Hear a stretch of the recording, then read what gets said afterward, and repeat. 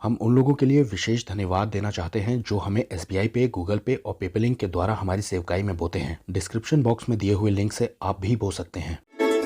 आपको मालूम है, ये एक बहुत ही अद्भुत देश है।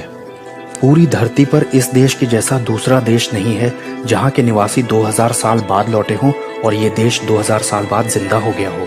यहाँ पर रहने वाला हर एक दूसरा इजरायली किसी न किसी तरीके से होलोकॉस्ट से जुड़ा हुआ है, क्योंकि उसी के बाद यहूदी अपनी जमीन को अपने देश में लौटे थे। हम यहाँ धरती के सबसे ज्यादा हिंसात्मक पड़ोस में रहते हैं। पृथ्वी का सबसे अनिश्चित माहौल हमारे पड़ोस में है। धरती का सबसे धार्मिक माहौल भी हमारे ही यहाँ है। हमने अभी अभी अपने 70 साल पूरे किए हैं और हम इसे एक चमत्कार बुलाते हैं। इजराइल देश एक चमत्कार। हाँ, ये चमत्कार ही है।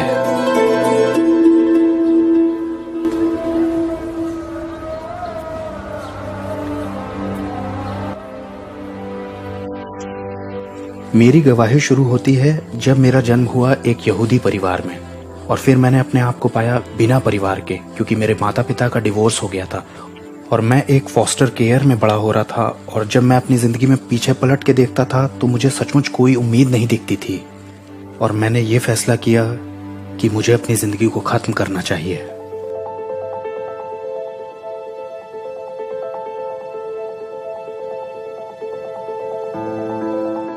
और जब मैं ऐसा करने ही वाला था तभी ऐसा लगा जैसे कोई मुझसे कह रहा हो कि तुमने अभी दुनिया को बहुत ज्यादा मौके नहीं दिए हैं। और मैंने सोचा कि मैं इस दुनिया को एक आखिरी मौका देता हूं। और उसी हफ्ते में मेरे दोस्त के परिवार के सब लोगों ने हाथ जोड़े और आंखें बंद की, और पिता ने कहा, आओ प्रार्थना करते हैं।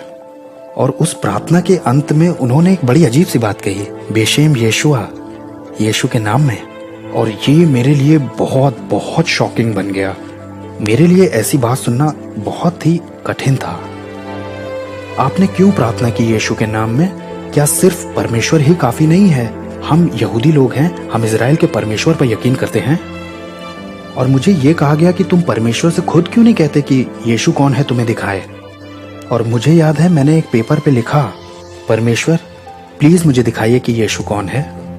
और अगले ही दिन मैं जब काम पे गया तो मैं न्यूज़पेपर को एक साथ इकट्ठा कर रहा था, और एक बड़ा एडवर्टीजमेंट जो पूरे पेज पे था, उन न्यूज़पेपर्स के अंदर यीशुआ, यीशु का नाम इब्रानी भाषा में, पूरा सही नाम यीशुआ। वो कैंपस क्रूसेड यरूशलेम में जीसस फिल्म का एडवर्टीजमेंट था। उसकी शूटिंग इजराइल में हुई थी, इब्रानी भाषा में इजरायली एक्टर्स थे, और जितनी भी भविष्यवाणियां मैं जानता था मैंने अपनी आंखों के सामने वो पूरी होते हुए देखी। मैं चकित हो गया। एक कुंवारी गर्भवती होगी, यशाया चैप्टर 7, और हमारे लिए एक बालक उत्पन्न हुआ, मीका 5वां अध्याय, और इजराइल के लोगों को दी गई कहानी यिर्मयाह 31, और मसीह का बहुत ज्यादा दुख भोगना, वो भी हमारे पापों के लिए, यशाया 53 में दिया है। ऐसा लग रहा था जैसे किसी पजल के टुकड़े एक साथ आ गए हों सिर्फ मेरे लिए। आप ही थे वहां जब मैंने वो निर्णय लिया, क्योंकि मुझे मालूम है कुछ हफ्तों पहले मैं जान देने जा रहा था।